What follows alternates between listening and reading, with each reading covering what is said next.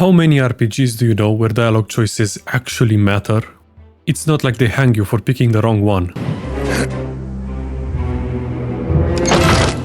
Oh. I briefly mentioned the game as a joke in the Red Ocean video, but I feel it deserves its own spot under the sun. Released in 2007, it's the only game made by the Ukrainian devs of DVS. Besides the sequel Ascension to the Throne Valkyrie, that's mostly the same game with a different story and a more exposed protagonist.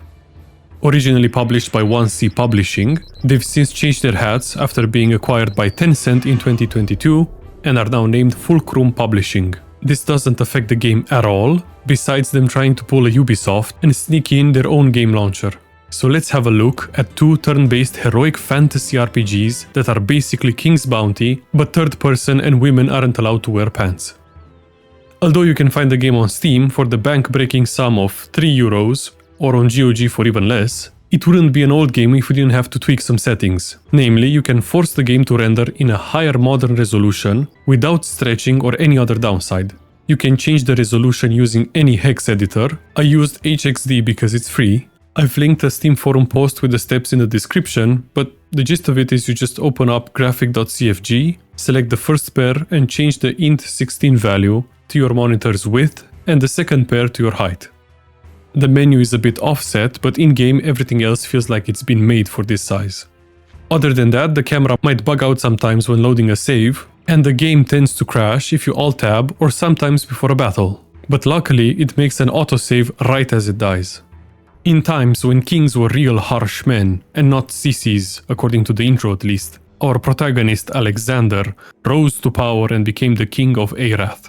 One night, his castle was attacked, but what I can only assume is the Stronghold faction from Heroes 3, on account of all the orcs, wolves, and the giant hairy beast with a beer belly. Losing his entire family in the attack was hard, but nothing compared to the sting of betrayal as Wolfgard, the Archmage of Arath, threw a Pokeball at him, breaking his armor and transporting the hero to another land. We reappear in the castle of a lord who whips us on suspicion of espionage and leaves us outside to die. A kind old man tends to our wounds, and we wake up confused in this new world. Here is where our story begins, as Alexander is determined to unite the land and ascend to the throne of Arath once again. Visually, the environment is a mixed bag. The game's showing its age here, as the ground only looks good beneath our feet, and gets notably worse 4 meters ahead. Things pop into existence or shift as their level of detail changes when walking around. Buildings are alright, but sometimes trees look like PNGs. The cheerleader effect sorts it all out, and the whole thing is fine if you don't look too close. But don't mistake the simple geometry or lack of detail for lack of creativity, however, as each village and castle has a distinct building style. The 3 continents/islands we get to explore are very different and each has its own atmosphere. Ogantar is a lush island with ancient temples and old ladies selling bears in random caves. Anaroth is the snowy homeland of the orc clans and also where everyone dumped their lepers. And Arath is not doing so well these days on account of the demon corruption, enslaved population, and the lava pits. There's also a day and night cycle, and I honestly prefer the night, so I can watch the moon dart across the sky at insane speeds. I'm sure the astrologers of this game often get motion sickness. Battles actually snapshot your position in the world to fight in, and permanent corpses means we leave realistic battlegrounds behind us as each enemy becomes part of the earth. Even if it looks empty at times, there's plenty of charm to go around. Just look at this apostate washing his werewolf in a hot spring.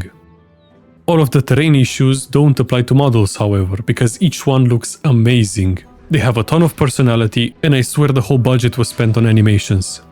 Every single one has a plethora of details that flesh them out, and it just shows how much love for the game they had. Looking past the ogres digging for gold in their noses, you find fun death animations, lepers that actually have little bells, and Amazonian warriors that try to dodge spells by backflipping. The game perfectly captures the heroic fantasy or sword and sorcery genre, with clearly defined heroes and villains, back when men were men and women were half naked and sort of there. Alexander starts out 1 pair of pants richer than Conan the Barbarian, and by the end we have more spikes than a Chaos Warrior. 1, 2, 3, 4 swords, entirely too many for a warrior, not to mention you want to play as a spellcaster anyway. During your adventures, you'll mostly hear the 27 or so orchestral tracks.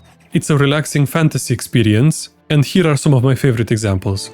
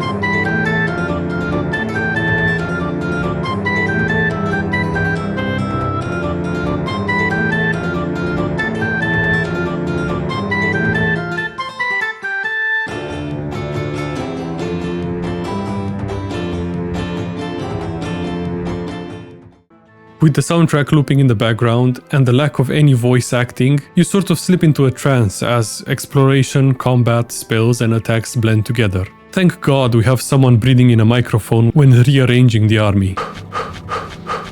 Each region has its own atmosphere, like Anaroth having 37 wolves on payroll, howling constantly. I'm amazed people are still alive considering how many predators are around. You know how people release wolves to control the deer population of an area? I am 100% sure they intentionally released leopards to control the wolf population. Strangely, you don't even fight any of them here, so this must be Valhalla for the ones I killed on the previous island. Arath is even sadder, with a single crow replacing the wolf chorus. Since this is an RPG, our hero and all units have 10 stats.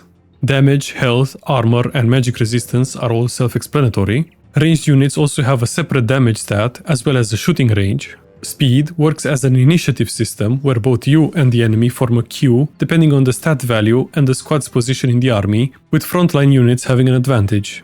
Intelligence functions as a mana pool and also lets you learn stronger spells to use, while magic power increases the potency of said spells. Alexander might have pecs on his pecs, and they somehow got bigger with each armor upgrade, but increasing weapon damage is a trap that will leave you frustrated at best and soft-locked at worst. Losing your hero in battle is game over even if you win the fight, so putting him on the front lines, attacking one unit at a time, is the path to damnation. Playing as a mage not only lets you buff and heal your units, but you have access to multi-target damaging spells. This means you can take out entire squads of high-value targets without moving a single hex. The final and most important stat, however, exclusive to you as a ruler, is authority. Each unit has an authority cost to recruit, so the higher your stat is, the more units you can muster, meaning you can take on harder fights that award more levels, which means more authority, and the cycle goes on. It's worth exploring every corner of the map, as you'll find altars that provide stat increases and hidden chests with items or gold. Never take the gold for yourself, always distribute it to the army, because you guessed it, it increases authority, as there's plenty of money to be made from looting corpses on the battlefield. I finished the game with 327,000 unused gold. The value of the stat increase scales with your level, and everyone says you should leave chests and altars until the very last moment. But I'm here to tell you that you can just open them as you find them and still become overpowered by the end. Half of the game is walking in real time to the next battle, picking dialogue options that sort of matter, completing quests, and haggling with merchants for new items to equip. From rings and amulets that buff your units, to progressively stronger armor sets that culminate with the Leopard Pimp Plate and the Weeaboo Speed Robe. In total, you're looking at 10 to 15 hours of content for each game, depending how fast you are. So what do you do in the other half? Kick bears in the face while dodging werewolves, of course. So let's dissect the combat a bit. It's a turn-based fight between two armies with at max 10 squads each. What's different here from King's Bounty or Heroes is the fact that unit stacks aren't just one guy with a strength of 5,000 power leeches. Each unit from a squad actually takes a hex on the battlefield, and positioning matters a lot, since they'll have to envelop the enemies to attack them. 10 peasants can surround a single orc, but only 6 of them can strike him. As you explore, you'll encounter a lot of battles, and you'll need plenty of help to conquer the lands. The game is varied and challenging in the start, having to scrape by with any units you can find and can afford on a low salary and even lower charisma. But once you level up a bit and progress to the second castle, you have access to archers. This fundamentally changes the game into a race to gun down enemy units without losses, meaning you save on gold and precious troops. Archers are a gateway drug to yeomen, and then it's not long until you replace them with a harem of Amazons, Virgos and Furies, because they have an insanely high initiative and the best range attack in the game. Nerfing them in any way would incentivize you to branch out into other units as well, as they're just meat shields for the ladies at this point. The sequel fixes this a bit and forces you to play around with melee armies and support-oriented casters for the most part. Besides a few scripted ambushes and multi-stage battles, once again save often and in different slots, you'll find most enemies just chilling around. They even tell you what you're going to fight, and you have the option to retreat if it sounds too hard. I love how they all turn around and stare at you when you get too close, like you're the weirdo who disturbed their siege. There's no randomization in the game, no damage ranges or morale issues, so each battle will play out the same way, letting you try out different tactics without having to pray to RNGesus. Mages are the only exception to the one unit attacks another rule, as different levels of fireballs can hit progressively more targets in a squad. You're not the only one who can cast spells, however. There are a number of magic users that will make your life hell, from apostates and heretics to orc shamans and even death itself. There's a lot of utility in the magic system, slowing down units, healing, regeneration, protection from various elements of magic, poison and teleportation, all the way to resurrecting the dead. The only problem is, you reach a point where fights are over in 1 or 2 turns, because fireballs and archers will deal with the bulk of any encounter without any casualties. The Fire School of Magic has so much power, there's no point in casting slow when you can snipe the biggest threats before they have a chance to react. This is why the Fire Nation attacked everyone. Another great thing is the portal system you can use from the very start of the game. Once opened, this weird claw thing will let you teleport to any other visited teleporter instantly for free, as many times as you want. You can also see their beacons from any part of the map, and it serves as a nice tool to show you where you should go next. It makes backtracking for quests or troops a breeze, and at one point you unlock a spell that lets you access the portal network from anywhere. Just be careful with it, as I managed to break a lot of triggers by teleporting out of important areas at the wrong time. Save often and in different slots. I have to say this so much in every game made before 2015 that I should just wear it on a t-shirt. One thing I absolutely love that doesn't break the game is the journal quest system. In the current age of waypoints to mindlessly follow, it's so nice to have an actual journal where each quest is written as an organic interaction. Instead of a single line going, "Objective, kill 10 wolves." You have an entry on how you feel vulnerable in this new world and need to find a weapon fast, prompting you to search for a blacksmith. Some quests guide you more than others, but there are plenty that encourage you to seek out different specialists like mages, blacksmiths and healers to find solutions to your problems. Bear is sick? Look for an old herbalist. Bridge is broken? One of the blacksmiths will surely have some rope to fix it. There's even an actual journal where the hero writes his achievements and various notable things that happened. It's written with a bit of humor, and it helps flesh out the story. For example, Alexander writes that the first zombies we fought are carrying Wolfguard's banner, hinting at the mage's corruption and the use of dark arts, way before any character dialogue mentions him. So let's fill in the journal and talk about the story highlights. After getting whipped, we swear vengeance on Sigurd and say, "Fuck it, let's just take over the whole continent." This will prove quite the adventure, as there are 7 lords in total and we don't even have a shirt, let alone weapons or an army. The early game is all about not getting eaten by wolves, looking around for chests to increase our authority until we can recruit 10 peasants from the nearby village. With new meat shields to die for us, we can start picking off the weaker enemies from Sigurd's lands. Clearing some zombies from a mine lets us trade ore for our first sword. You might be tempted to level up melee damage, but why do that when a minimum of 6 neurons and a few coins lets us learn Fireball, our first step in becoming the strongest sorcerer in all of creation. With a small band of militia we can help the village get rid of a wolf infestation. The fight goes well, but we leave the pack leader alive, allowing us to recruit wolves. Although I don't understand why each one costs 70 gold, and why am I paying a wild animal? Is he buying meat from the village with this? We enlist Helga, a half-naked Amazon, as our first range unit, and help an ogre rescue his mistress from being burned at the stake. It's dialogue like this that makes me wish we had even a crumb of voice acting. "Mistress, me be dying now." It's time to get our first castle, so naturally we talk with the local innkeeper to cram the hero and our whole army into a barrel before delivering us to the fort. Sigurd insists on a duel that results in him getting roasted with fireballs, and it's done. Becoming a lord has certain perks, like getting a new t-shirt and replacing peasants with militia. 1 down, 6 to go. Next up is Conrad the mage, who's a lot more reasonable. He just wants me to duel a werewolf to prove I'm not lying. "Hey man, did you eat the last bag of chips?" "No." "That's it, bring the werewolf." Killing it and defeating him in a duel proves our kingly status, and Conrad joins us willingly.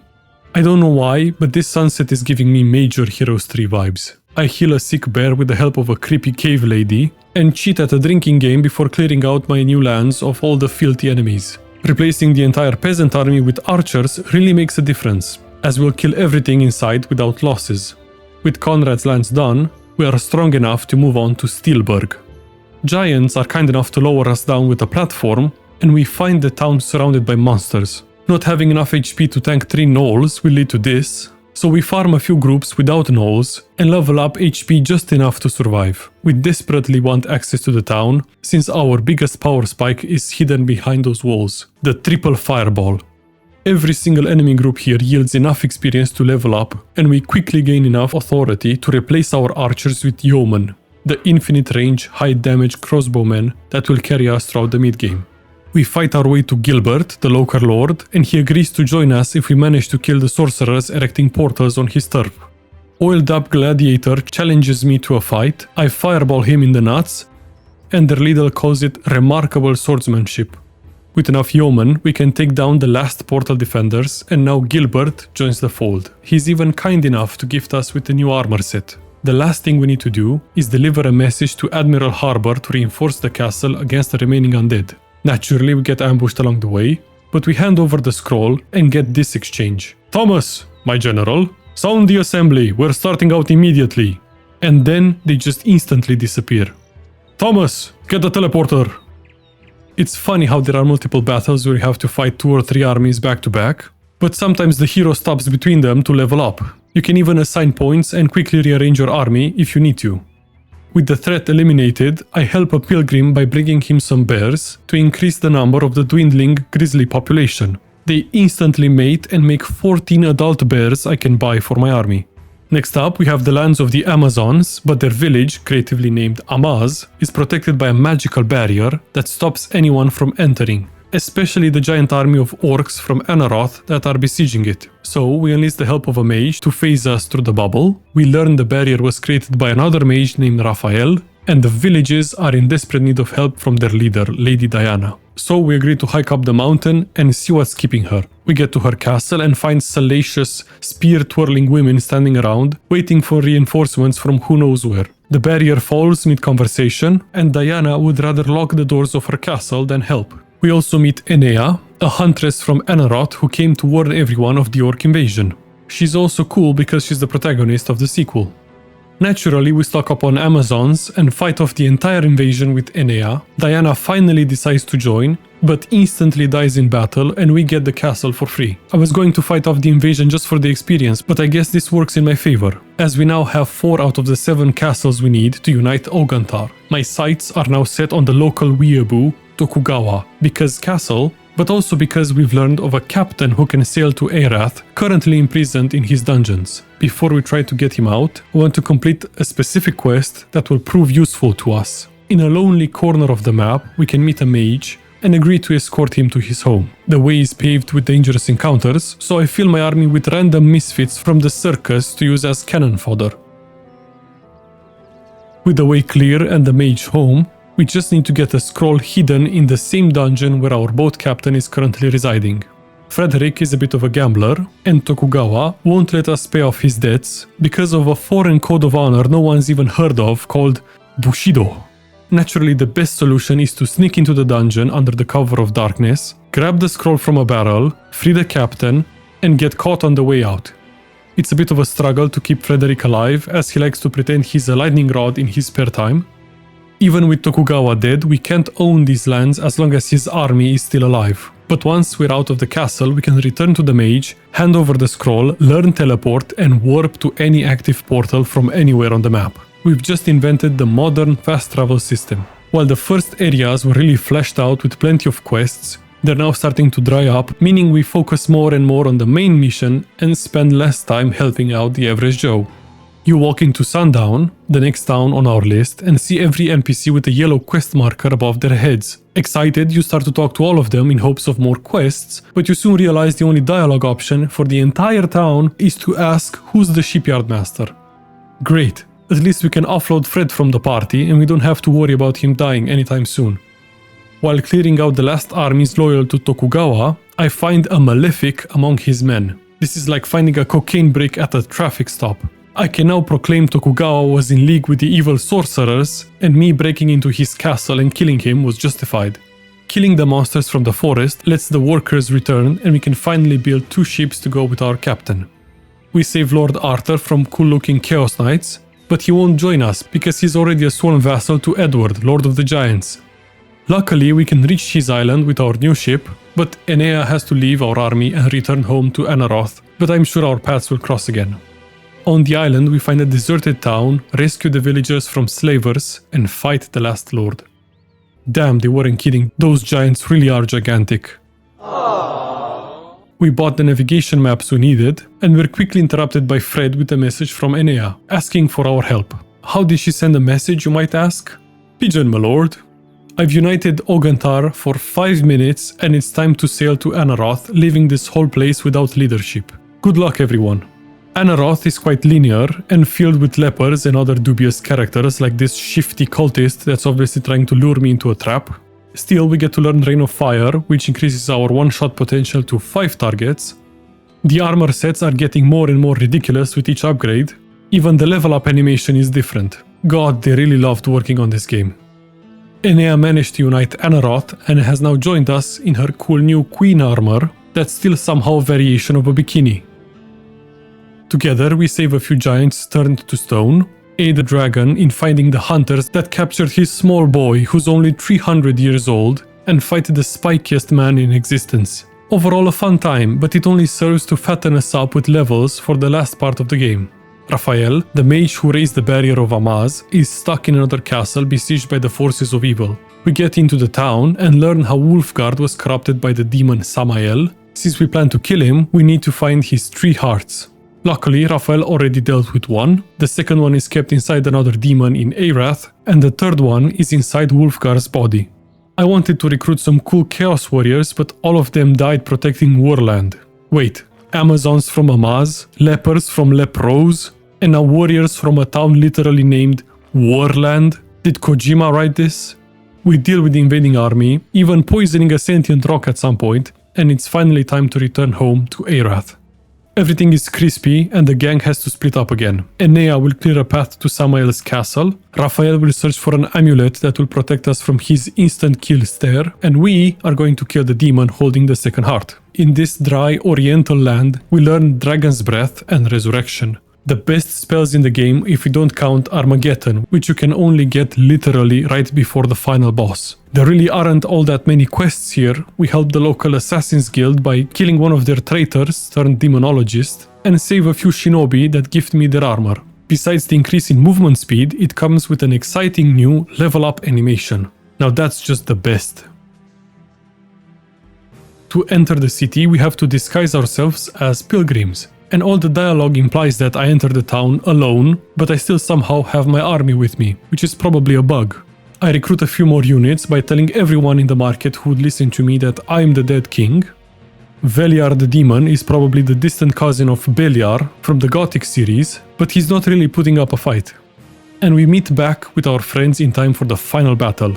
It's a multi-stage fight, and once Wolfgard dies, Samael takes a physical shape. It took about 10 minutes to beat him, but spamming Resurrection on the same squad of Furies seems to be a good enough distraction to kill him. If you ever feel stuck and you're dying a lot, remember the Book of Fates said you'd win in the start, so you have no choice. The game version I had as a kid would crap itself out at this point, killing Samael would also kill the game's process, and I didn't see the final cutscene. A luxury we do have this time around. Eneya is knocked down and Raphael opens a portal where they both disappear. Alexander leaps at the demon and vanquishes the evil from the land. Thinking of all the paperwork needed to run 2 continents, he decides to abandon his crown and jump into the portal to follow his friends. I wish they could have fleshed out Arath a bit more. Even Anaroth was a bit barren, but they certainly fixed that in the sequel.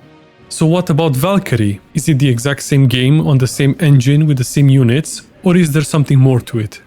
This time it's the story of Eneya, and it tackles her own efforts to unite Anaroth, as well as the part she played in Alexander's quest. This was actually my first time playing it, and there are a few differences from the main game. It feels like they spent a bit more time polishing the quests and the dialogue, it has a lot more humor, and it changes the way you play. Eneya is not a magic user, and you won't be able to spam the best range units in the game to carry yourself across the finish line. It focuses more on melee combat, and the casters you do have take on a supportive role rather than army-shattering glass cannons. The story shines a new light on the events of the main game and surprised me at times, but it also crashed a lot more, and the music is bugged to the point where it feels like 2 tracks are playing at the same time. I'm not even sure I can show you this game without blurring out the main hero, but here are the highlights of Valkyrie.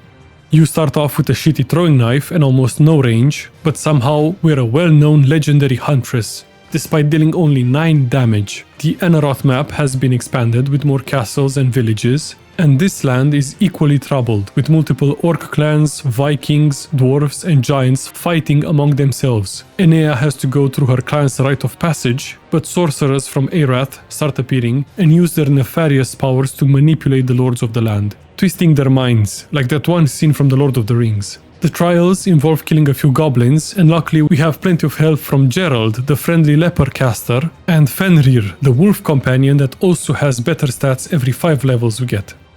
The final task involves a duel between the aspirants, when we could do that, but it's funnier to convince the guy he's an idiot, so he surrenders instead. We not only succeed in becoming full tribe members, but we have shown immense leadership, enough to receive the chieftain's mark, otherwise known as the ass cheek tattoo, along with the quest to unite the lands. Speaking of quests, this game really has some gems. They're not as many as the first game, but infinitely funnier. We have to gather some plants to make an ointment, but we don't know anything about herbalism. What do the plants even look like? I don't know how to explain it to someone who doesn't know much about herbs. Just pick up everything bright you see in the forest. Awesome!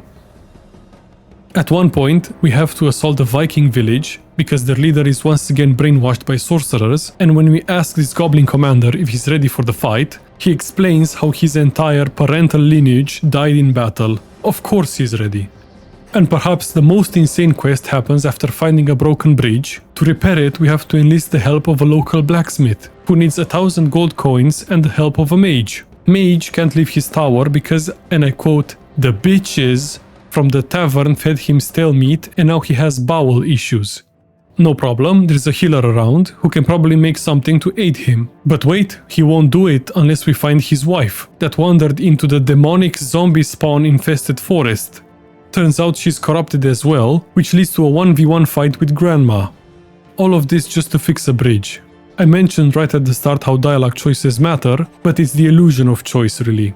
Cross the bridge or cross it. Besides the whole unification thing, our other goal is to reach Ogantar and warn them of the impeding orc invasion. Naturally, finding a ship is the main focus of the few areas we can visit, and the road there is paved with betrayal and combat. But we do finally reach it. I keep finding werewolves and vampires in crates for some reason. Once we reach Amaz and Diana's castle, we can meet her and Raphael, linking up with the story of the first game. We help Raphael set up the bubble over Amaz and kill the orc shamans who could undo his work. We then get to experience the exact same story, like how Alexander meets Diana, but they haven't made him a mage, so I have to sink 234 authority for this weakling in my party. It's also implied that Alexander slept with Diana, and that's the reason why he left him the castle after her death, not because he saved them from the invasion. Yarg, the leader of the orcs, managed to survive and returned home to lick his wounds. With the Amazon safe, we free Frederick from Tokugawa, get to Sundown to secure the 2 ships, and we return to Eneya just to see the worst toenails in existence. Inside of you there are 2 wolves. They somehow got out. The sequel has been consistently harder than the original, but the difficulty cranks up to 11 in the battle for Nomuntor's castle. They force you to abandon your army for a fight, watch the leader of your tribe die, and then spam the rest mechanic to replenish the troop stocks. If you can't talk to Nomuntor to start the siege, after convincing the clans to help him, let me save you a half an hour of pain by saying you need at least 3 of each unit he mentions. This is the hardest combat segment of the game, with 3 battles back to back to really stress your units because you can't reposition them between fights. It culminates in a 1v1 with Yarg, where he survives with 5 HP before locking me in melee range, where I am unable to damage him at all. Thankfully I don't have to reload too much as I get lucky with a crit in the next attempt, securing the win and the castle. Clearing out an old graveyard of teenagers doing black magic heals the giants who also join us, and finally we get an armor that covers something. Only from the front, of course. We meet with Alexander again, break the siege of Warland, and travel to Arath to end the game. We split from the gang, and our job is to clear out the 3 skull towers along the path to the final castle. There's a cool fight with a dragon, and their temple has one of each altar in the game. Not to mention his dragon brother joins us as well. as well as the best armor we can wear. I don't know why they work so hard to make her model look good, and then you completely fuck up her face. She looks like she's been ugly crying if you zoom in too much. She's definitely seen some things on this adventure. One cool fight with sight-wielding monsters later, we encounter Samael. It's an epic battle where after 3 rounds, only Alexander, Eneya and Raphael remain alive, just long enough to deal the killing blow in the very last moment. We are rewarded with the same ending cutscene, and this brings Valkyrie to an end. The setup for a third game is here, with either the story of Raphael or their adventures beyond the portal that took them, but that's never going to happen. Poor sales caused DVS to shut down and close the book on a potential trilogy. There's nowhere left to ascend now. Still, the games are enjoyable if you like turn-based strategy and power trips, which I do, because I still replay it every 5 years or so. 4 out of 5 ogre toes. I hope you're doing well and still playing those older games. Take care, and I'll see you in the next one.